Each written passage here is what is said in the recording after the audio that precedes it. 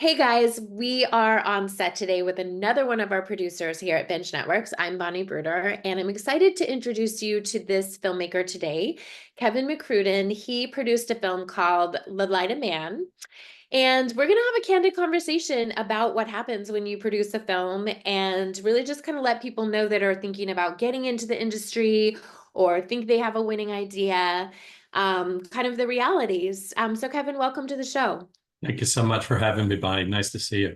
You too. So we are one of the distributors for this film, and we have made some pretty great placements on some major networks. But before we started recording, we just started talking about how frustrating it can be and how much time it takes. Can you share some of the things you just shared with me so that people that have an idea for a film kind of understand the realities?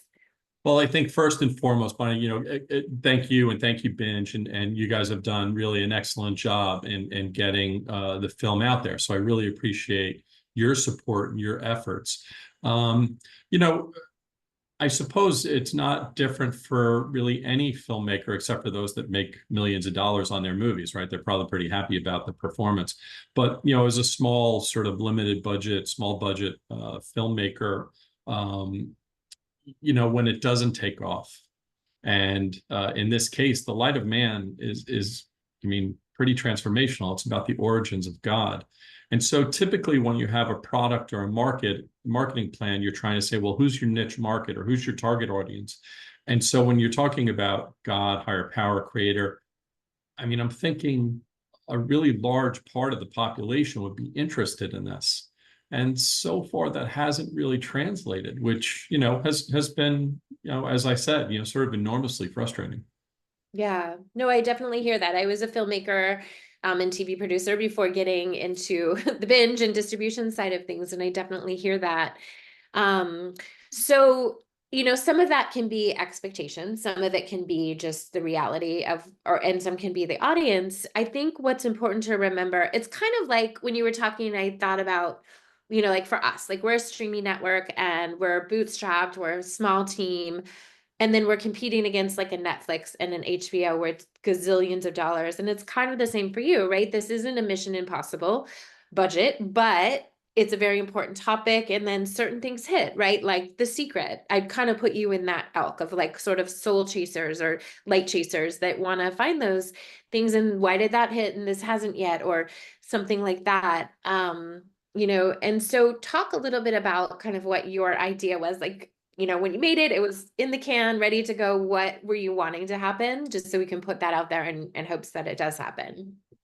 Funny, and I do like the word yet. Thank you very much. Yeah, of Um, course. I think, so as you go through this process, and I think probably like most writers or creators, this didn't happen overnight. This was a 13, 14-year journey.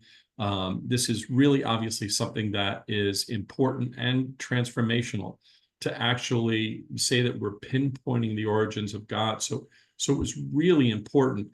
And everything kind of fell into place really magically. And so I think there's really sort of a divine element of how this all played out. And so my producer and director is a guy here on Long Island that's a former HBO guy. And so he just happened to have time because COVID hit. So he and his team were like, Kev, we can help you out. We can do this fairly inexpensively. It was like, oh my God, how awesome is that? And then the people that are in the movie, Dr. John Hagelin is a world-renowned physicist, like literally a world-renowned physicist. He's also in charge of Transcendental Meditation in North America. So Yeah. he's like the perfect guy. And then Reverend Dr. Bonnie Hoffer, who is a theologian, a neuroscientist, and psychologist, fell into my lap. And she's a perfect theologian to talk about the different religions around the world and their commonalities. And then lo and behold, I find Dr. Raymond Moody, who is the preeminent expert in the world about near-death experiences, or NDE. So the fact that all these things fell into place was just really beyond my imagination and truly sort of divine intervention. So for me, not messing it up. So for people that have seen the movie, I'm the least successful and the least talented person on camera. I have a very difficult time reading scripts. But anyway, once it was done, Bunny, it was like, like, I cannot believe we did this, and scraping for money and having investors and stuff. So I mean, it was a challenge, man. And so when it's done, it's like, wow, like, holy cow, right? So it's like Yeah. the burden's lifted, but then the recognition, right? The visibility, so then all of a sudden we start winning film festivals, and we won 8 film festivals as best movie or best inspirational movie. And so I'm thinking, so that was the other thing that I think led to this idea that this thing's going to take off like this. Yeah. Yeah, right. It's like when you start winning film festivals as best in class, I'm like, oh, I think we did something here. Yeah. And then it didn't skyrocket from there, which was, kind of the disappointing part. So what I hear from that, obviously if you're entered in a specific category, right? Best spiritual film or best XYZ, and you've won 8 times, it's almost like success leaves clues. So it's more looking at that than the mainstream. I mean, a lot of times mainstream, and this isn't where I expected this interview to go, but I do love this stuff and I have some ideas. So I would, look at, maybe analyze, like I'm a big spreadsheet person, of like what specifically led to that nomination and that win, and then try to find opportunities that support that sort of thing. So maybe it's not Amazon Prime. Great, we got it there. Perfect.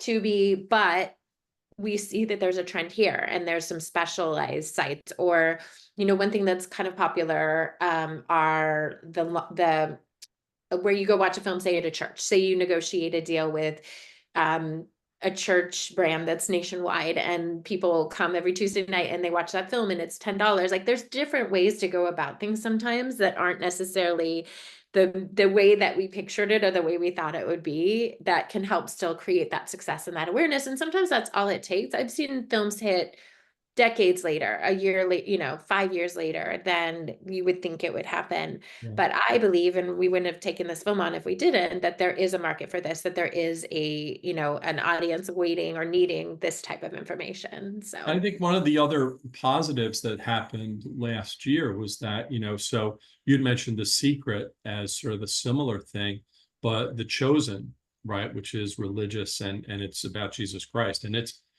exploded, right, with Angel Studios. And I mean, Angel Studios was this close to picking it up, but Angel Studios is a Christian studio, and this isn't a Christian movie. It's about this unity that we all share in common.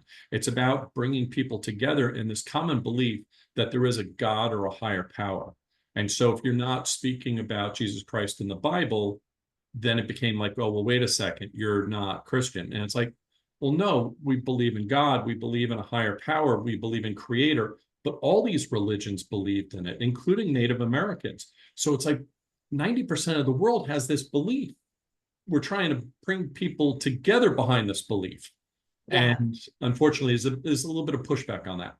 Yeah, no, I hear that. Gotta just keep pushing. Yeah. So, yeah, so let's get down and dirty into the film. So tell viewers that haven't seen it yet or that may be curious. Of course, we're going to post the link to watch below, but can you talk a little bit about, some of what they will find here in the film? Funny, I think we kind of touched on it there, right? This idea that it's not really a religious movie, it's a spiritual movie. It's about consciousness and awareness. We include quantum physics, we include spirituality, religion, history, near-death experiences. So it's really comprehensive. I've had people say it's like getting a master's degree in religion, spirituality, theology, science, and like all in one. So I mean, for 67 minutes, we're pretty much jamming a lot of information in there. But I think the thing for me was the journey. About 14 years ago, so I'm a Roman Catholic, brought Roman Catholic. I received ashes, and they used to say, "From ash you come, and ash you return," or "From dust to dust." And I just never really like it. Never that just never really settled with me well. So there's always been this little thing in my head. And so 14 years ago, so I questioned it. And all of a sudden, this epiphany of this idea, from light we come and light we return, is something that became my mantra. And that's really the foundation, or let's call it the hypothesis behind this movie, is this idea is that from light we come and light we return. And so I began to believe and do some research that at the very moment of creation, there has to be a spark. There has to be a spark of some kind because two molecules are merging together. So there has to be some energy of some kind. And so I found that it does happen in botany with plants. And so as I move forward with the production and creation of the movie and writing it in 2008, so 6 years later, 2016, 8 years later, there is a woman who's a OBGYN at Northwestern University that does research to find that there is literally actually a spark at conception. Mm. So it's 8 years after I actually started the movie, and now someone proves it in science. They call Wow. it a zinc spark. I don't call it a zinc spark, I call it God. And so that's what I'm saying is that spark, that moment that happens for every living thing on the planet is God. And then, I use some stuff from Einstein, some stuff from Tesla, Dr. John Hagelin, world-renowned physicist, sort of reinforces it a bit. And so that's the hypothesis behind it, that I'm essentially proving that from light we come and light we return. The light we return piece is easy because we've all heard about this theory about what happens when we die and that we return to light, we go to the light. Well, Dr. Raymond Moody has interviewed literally thousands of people about their experience of going into the light. And many of them say the feeling is this immense feeling of this light, this intense light, but also love. And they say it's interchangeable, this idea of love and light. However, the biggest thing that I found in the aftermath here is, when the FDA looks for people to approve certain drugs or prescriptions or prescription drugs, they have to do research with maybe 200, 300 people, and they say that that's scientific research. Dr. Raymond Moody has interviewed thousands of people about their near-death experiences, about transferring into the light, and somehow he is a medical doctor, a psychologist, and philosopher, and they still won't accept it as actual physical or scientific research, which is a shame. So I think that's in a synopsis, right? So this is literally about the origins of God, but God is our Anglo word that we use. It could be God, creator, higher power, Allah, Krishna, Elohim. There's thousands of names that are used for it. And so we're used to the word God, but I think it's referred to all over the world by different names, just like we say hello differently in 100 and something different, languages. Fascinating. When you were talking, it was reminding me of a couple of things. Like I didn't grow up religious. My brother and I fought so much on the way to Sunday school. My mom was like, forget it. So plan worked. But I had an experience with my mom when her mother had passed away just a few weeks before my brother was born. And I remember being a kid, I was maybe 10 years old, and her talking to her friends about how her mom came and visited her. And it was like, and she had this experience, and her mom told her not to be sad. And then the curtains were blowing the opposite way as if they would if the wind was blowing. There was like evidence to show that something had happened. Yeah. And so that always stuck with me. And my mom passed away when I was 23, and I was with her. And I remember the night, going into the next morning when it happened, being outside and like praying for my grandmother to come. And I actually felt a force like and wait, it gets better. So, and really asking her to take her, like, she's ready, you can come get her. And, cloud shifting, whatever. I can't prove what happened. At that point, I was 23. The interesting thing, fast forward many years, I have two adopted children, and my daughter is just this spiritual, like when she was an infant, I'd be walking her, like pushing her in the stroller. It was heavy COVID, so you couldn't get too close. And literally, I'm not talking like one, I'm talking like 10 or 15 times on the street. People would stop me and be like, whoa, that girl is spiritually connected, or that girl is tuned in just by her eyes. She wasn't even talking. She wasn't, and it's true. She's now 4.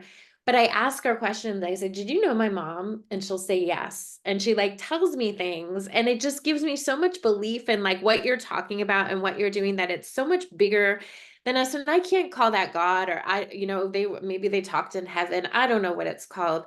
But the fact that like she has told me things that it's it's verifiable. Like it's like they knew there were spirits, and I don't know in what form. I don't know that it was little Olive speaking to my mom, but in some form there were conversations and there were things happening that are so beyond our realm of being able to just understand or like say this, that. So I love, I love that you're creating work in this space and getting it out there for people to start thinking about that. Because when I share that story with people, almost everybody else has a similar situation in their own life that they share, that, I think, and I can hear it in your voice, like when you're telling, like yeah, this is an intense feeling. So, yeah, listen, science would maybe say like, oh, well, that's whatever. Listen, you felt it, you saw it, it was a part of what your experience was. There's no faking that. And yeah, so your interaction with your child, and to your point, and this is where I'm going with 90% of the world believes that there's something else. yeah, And I'm trying to think of this young physicist, Brian Cox, this English Brian Cox, the English physicist, and he's talking a lot about the expanse of the universe and just how immense it is. And I think, science just has this thing like they constantly want to defend themselves, right? And so yeah, if something isn't quote unquote sort of scientifically proven, it's like, oh, well, that's just ridiculous, right? However, they keep on disproving themselves over and over again. yeah, and somehow, well, that's okay, right? And so one of the things I'm really glad about is that I state very clearly that Einstein stated that the more he studied science, the more he believes in God. yeah. It's And so there's a inter couple of other really cool quotes from Einstein about sort of his belief system and the things that he, I guess, learned or believed because of the influence of the immensity of science. And the same thing's true about Tesla, yeah. right? People don't know a lot about Tesla, but as you start to, because of the Tesla car, people start to understand more about Tesla and it becomes, oh, like he believed it too. Yeah. I Yeah. mean, so many people do, and it's irrefutable when you've had an experience, but until people do, they, or they want to explain it off as something else. But the two are so intertwined. Another kid story, my son, who's 3, when he was born, I got a gift of, I don't know if you've seen it, Science for Babies books, and they have these like quantum physics for babies, matter, all these things that I read those stories and I'm like, huh. Like I never knew that that's what it was, the scientific version of things I believe, like quantum physics or matter, or you attract the energy that's like you. But oh, that's okay, there's a proton and an electron, And so it's just really funny to visit it with different eyes and then realize like, yeah, that's what I've been believing and known to be true. So Yeah. Yeah. yeah, great. Well, I'm And I excited. think it's to your point, sort of, you attract like, right? And Yeah, so, um, once again, I just so appreciative of you and your support. And I think, look, there's a space for this. I think it still has to be found. And so yeah, it's really about getting people out there to make people think because, scientists like Cox and others are getting people to think about the immensity of the universe or universes or whatever you want to call it. And this is a part of that.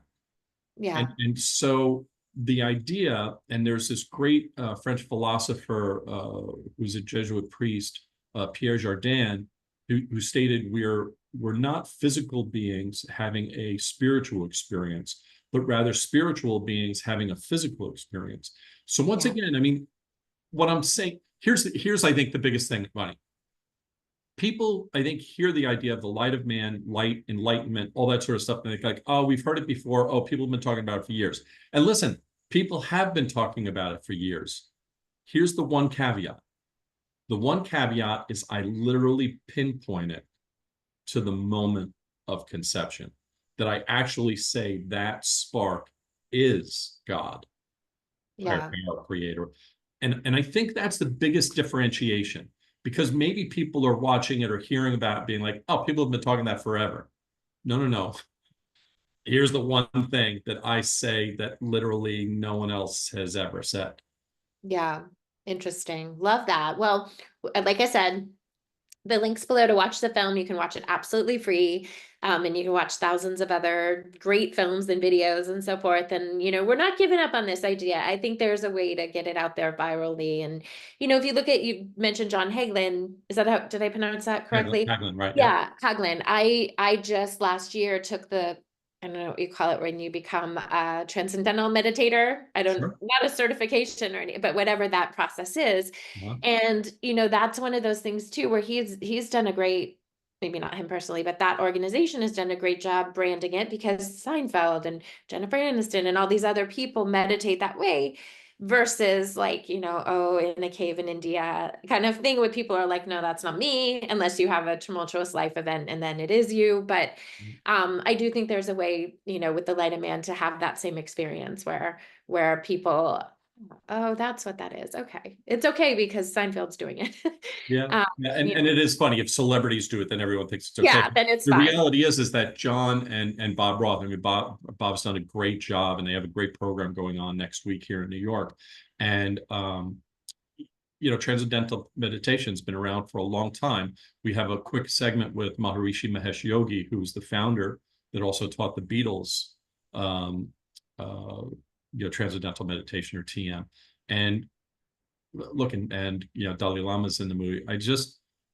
There is a space here, and people are starting to embrace it. And it's not necessarily the religion that we've studied for years, but rather the spirituality of what and who we are as humans. And so it's a Yeah. little bit more nuanced. But to your point, through TM and meditation, which I've begun over the past 2 years since I made the movie.